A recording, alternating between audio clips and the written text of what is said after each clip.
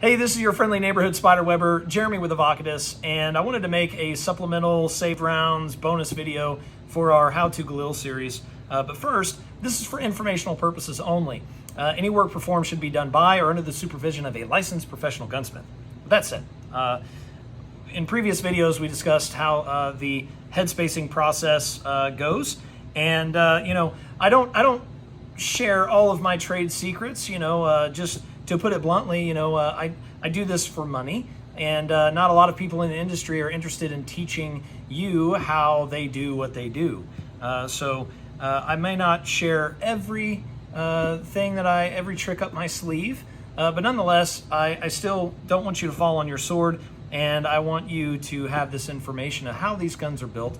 Whether you're building it or not, it's still good to know.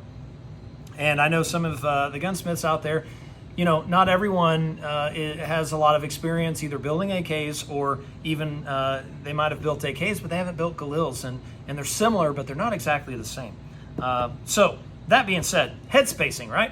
So I kind of walked you through, held your hand through the process of head spacing, our bolt, and again, our chamber's in a fixed space, and we remove material from the back of the lugs to bring the bolt closer to achieve the proper headspace.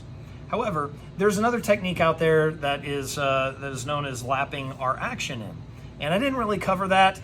So one thing I kind of wanted to kind of discuss that a little bit with you, maybe a couple things here.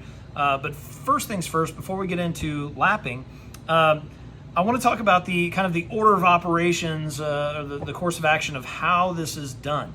Okay, so the very first thing that we need to do is install our bullet guide.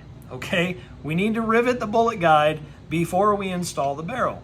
That's very important. So bullet guide goes in first. Then we install the barrel. The barrel is torqued to spec.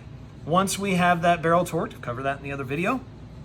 Once we have that barrel torqued, then we have an option, and this is something that I didn't really talk about. So